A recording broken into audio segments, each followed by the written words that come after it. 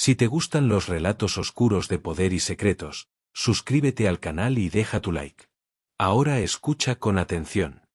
La luz roja del ascensor parpadeó una sola vez antes de apagarse. No fue un fallo eléctrico. No fue un error humano. El guardia, Alexei Voronin, juró después que no había tocado ningún botón. Sin embargo, el panel mostró un símbolo que jamás había visto, una línea vertical atravesada por un punto. Las puertas se abrieron sin ruido. Del otro lado no había cámaras. No había sensores. No había señalización. Solo un pasillo de hormigón pulido que parecía extenderse más de lo que permitía la arquitectura del edificio. La luz era tenue, artificial, sin una fuente clara. Y al fondo, una puerta metálica, lisa, sin manija, sin placa, sin cerradura. Alexei sintió una presión extraña en los oídos, como si hubiera descendido demasiado rápido bajo tierra. No entró. Retrocedió y regresó al ascensor. No dejó registro. Esa misma noche soñó con el pasillo. Soñó que caminaba hacia la puerta y que, al tocarla, escuchaba su propio nombre susurrado desde el otro lado. A la mañana siguiente, el símbolo había desaparecido del panel. El sistema no mostraba ningún descenso. Pero el recuerdo no se borró. Días después, otro empleado habló de un nivel que no figuraba en los planos. Lo mencionó en voz baja, como si temiera ser escuchado. La conversación fue interrumpida. A la semana siguiente, fue trasladado a una instalación remota. En el Kremlin comenzaron a circular susurros. Se hablaba de una sala sellada, construida antes de que existieran los archivos modernos. Un lugar destinado a reuniones que no debían dejar huella. Un archivista, Sergei Malenkov, encontró una referencia mínima en un documento fechado en 1953. Solo una palabra. Debajo, una nota escrita a mano, no registrar. No había firma. Sergei intentó buscar más. Cada archivo relacionado estaba incompleto. Como si alguien hubiera borrado fragmentos de la historia. La noche en que Vladimir Putin solicitó algo que no figuraba en ninguna agenda, el aire en el Kremlin cambió. El cuarto, dijo con voz baja, sin levantar la mirada. Nadie preguntó. Dos oficiales activaron un protocolo que no existía en ningún sistema visible. Durante 30 segundos, todas las luces del sector se apagaron. Los monitores quedaron en negro. Los relojes se detuvieron. Cuando la energía regresó, una puerta había aparecido donde antes había una pared lisa. Solo Putin y dos asistentes parecían verla. Entraron. Dentro, el aire estaba inmóvil, como si el espacio no respirara. Un reloj colgado marcaba una hora que no avanzaba. Las paredes absorbían el sonido. Putin se sentó frente a la superficie oscura. Esperó. Desde el interior del hormigón llegó un sonido. No palabras. Respiración. Los asistentes sintieron mareos. Una presión recorrió sus pechos, como si algo invisible estuviera midiendo su presencia. No recordaron cuánto tiempo pasó. Al salir, ya no era de día. Desde esa noche, comenzaron a desaparecer personas relacionadas con aquel sector. Sus nombres seguían en los registros, pero nadie recordaba sus rostros. Fotografías borrosas. Archivos incompletos. Sergei, el archivista, descubrió algo imposible. Los planos digitales del Kremlin se reescribían solos. Una sala aparecía durante segundos y luego se borraba. El archivo tenía un nombre. Intentó copiarlo. El sistema se bloqueó. Esa misma semana, Sergei dejó de presentarse a trabajar. Los rumores crecieron. Se decía que el cuarto no guardaba secretos. Los aprendía. Que escuchaba cada orden, cada miedo, cada pensamiento no dicho. Y que devolvía algo a cambio. Algunos empleados comenzaron a oír sus propios pensamientos repetidos en los pasillos. Otros notaron que sus reflejos parpadeaban con retraso. Alexei, el guardia, volvió a ver la puerta una madrugada. Esta vez tenía una marca. Una huella de mano. Desde entonces, nadie volvió a hablar del cuarto. Pero en ciertos pasillos, el aire se vuelve denso. El sonido se apaga. Y si miras con atención, puedes ver una sombra donde no debería haber nada. Porque hay habitaciones que no existen para ser usadas. Existen para recordar quién manda. ¿Y a qué precio? Las luces del pasillo subterráneo no parpadeaban. No porque funcionaran bien, sino porque estaban conectadas a un sistema distinto. Un circuito que no figuraba en ningún plano, ni siquiera en los archivos de mantenimiento. El hombre caminaba entre ellas con pasos idénticos a los del presidente. Misma postura. Misma forma de mover los hombros. Mismo silencio contenido en cada respiración. A ambos lados, 2 escoltas avanzaban sin mirarlo. No por respeto, sino por costumbre. Nadie debía observarlo demasiado tiempo. No tenía nombre. No desde hacía años. Solo existía dentro de una carpeta marcada con una sola letra, V. La puerta al final del corredor no tenía manija. Tampoco sensor visible. Se abrió cuando él se detuvo frente a ella, como si hubiera reconocido algo en su interior. El aire cambió. Más frío. Más denso. Dentro, una habitación blanca sin esquinas claras, con una mesa metálica en el centro y una silla. Nada más. Se sentó. Esperó. No sabía cuánto tiempo pasó hasta que la luz se volvió ligeramente azul. El silencio se hizo más profundo, casi físico. Entonces ocurrió algo que no pudo describir después. No fue una voz. No fue una imagen. Fue una sensación de desdoblamiento. Como si algo dentro de él se hubiera movido de lugar. Cuando la puerta volvió a abrirse, salió sin mirar atrás. A la mañana siguiente, los informes lo validaron. Las cámaras lo reconocieron. Los sistemas biométricos confirmaron su identidad. Las firmas coincidían. Pero algo no estaba bien. Durante una reunión, escuchó a un ministro decir: como ya hablamos anoche. Él no recordaba esa conversación. Pensó que era un error. Luego ocurrió otra vez. Un asesor le agradeció por una decisión que no había tomado. Un documento apareció firmado con su nombre sin que él lo recordara. Comenzó a dudar de sí mismo. Las noches se llenaron de sueños extraños. Caminaba por pasillos sin puertas, escuchaba su propia voz repitiendo frases que nunca había dicho. En el espejo, su reflejo tardaba una fracción de segundo en imitarlo. Al principio creyó que era cansancio. Pero el cansancio no explica cuando la realidad empieza a fallar. En una instalación remota, bajo una base que no figuraba en mapas, otro hombre despertó. Tenía el mismo rostro. La misma voz. Pero sus movimientos eran más precisos. Caminaba sin dudar. No se detenía. Como si cada gesto estuviera ya decidido antes de ejecutarlo. Los técnicos observaron desde detrás del vidrio. Está aprendiendo, susurró uno. No. Está recordando, respondió otro.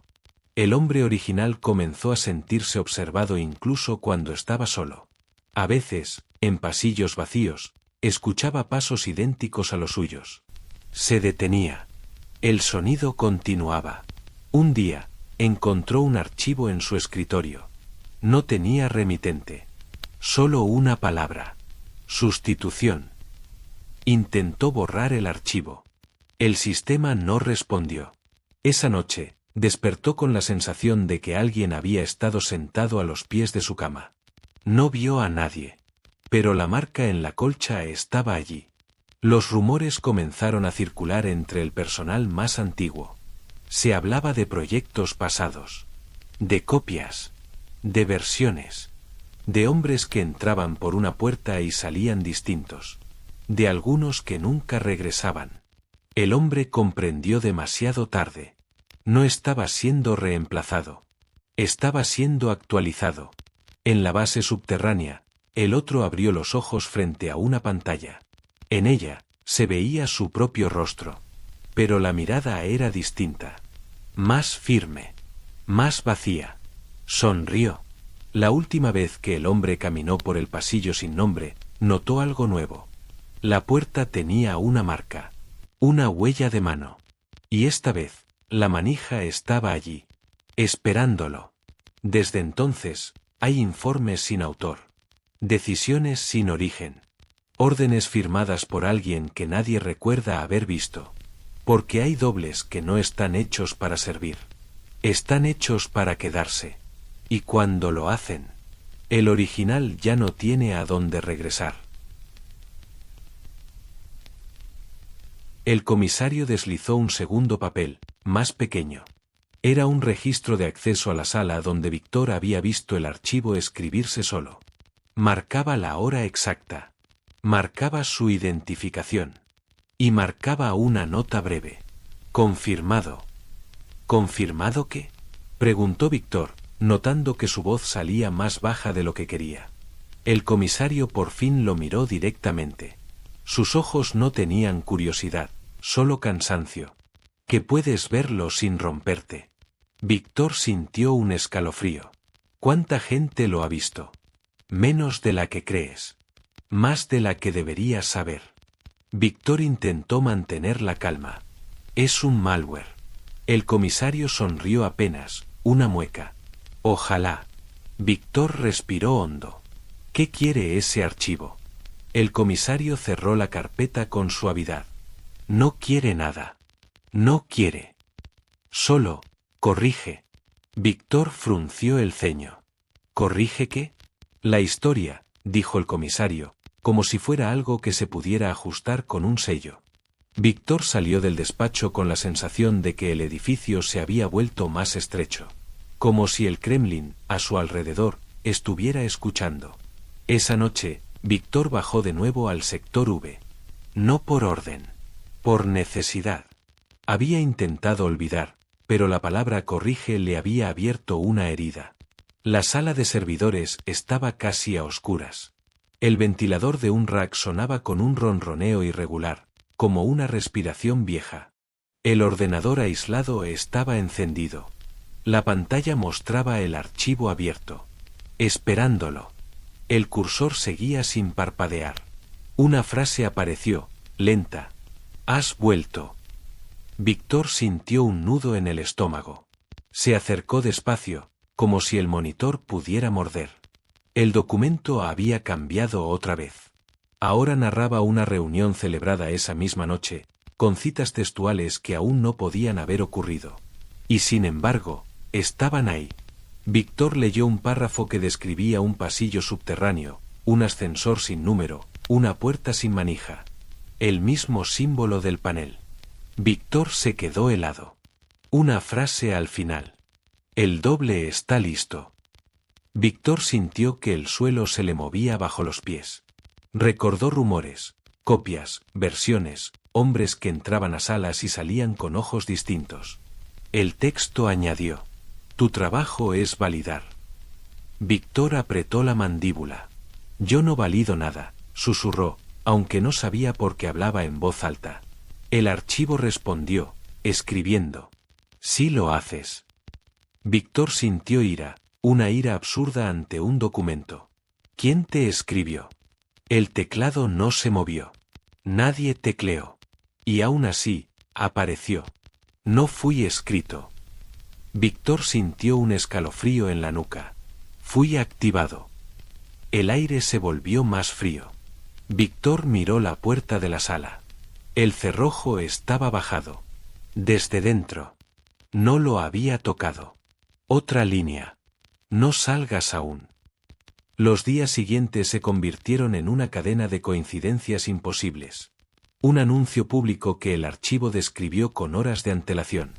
Un cambio de agenda que el archivo anticipó y que luego ocurrió tal cual. Un traslado de personal que el archivo registró antes de que se firmara. Víctor empezó a hacer pruebas. Cambió el reloj del sistema manualmente. El archivo escribió, da igual. Cortó la corriente del ordenador. Cuando volvió, el archivo estaba abierto y actualizado. Desconectó el teclado. El archivo escribió igual. Víctor sintió que estaba dentro de una conversación con algo que no necesitaba cables. Cada noche, el texto se reescribía. No solo añadía información, corregía el pasado. Documentos antiguos cambiaban contenido. Firmas aparecían donde antes no estaban. Nombres desaparecían. Fechas se movían unos días, como si el tiempo fuera una hoja editable. Víctor revisó un expediente histórico sobre una reunión diplomática de años atrás. La primera vez que lo abrió, decía una cosa. La segunda vez, decía otra. En la tercera, el evento nunca había ocurrido. Y lo más inquietante, su memoria también empezaba a cambiar. Víctor recordaba haber leído la versión anterior, pero el detalle se volvía borroso, como una palabra olvidada al despertar. Empezó a escribir notas en papel, a escondidas, para comprobarse. Una mañana, encontró sus notas, reescritas. Misma letra. No era la suya. Hablaban de él en tercera persona. Sabe demasiado. Está cerca de comprender. Debe estabilizarse. Víctor quemó esas notas con manos temblorosas. Una noche, el comisario lo llamó a una sala privada. No era un despacho normal. No había ventanas. No había relojes. Solo una mesa y 2 sillas.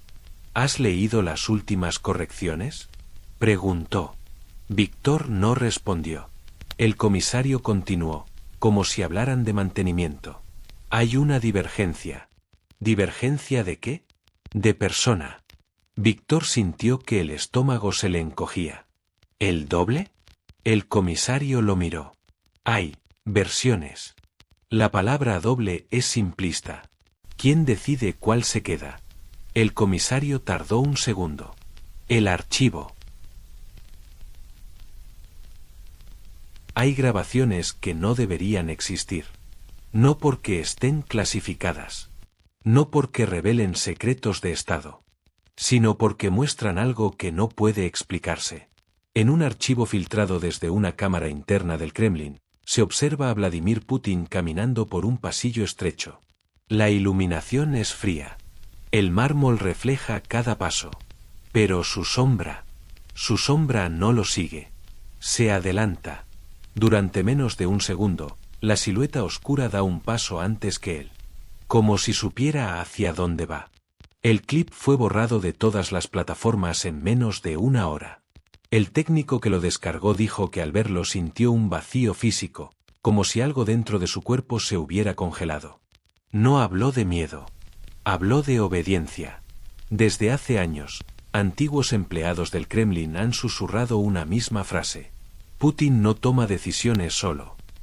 No se refieren a asesores, ni a ministros, ni a generales. Se refieren a otra cosa. Algo que no aparece en las fotos. Las anomalías comenzaron a notarse en transmisiones oficiales. En 2008, durante un discurso, la sombra de Putin se proyecta en la pared lateral. Pero cuando él gira la cabeza, la sombra no lo hace. Se queda fija, como observándolo. Los técnicos explicaron que fue un error de iluminación. Pero en el mismo plano, otros objetos proyectan sombras normales. Solo la suya es distinta.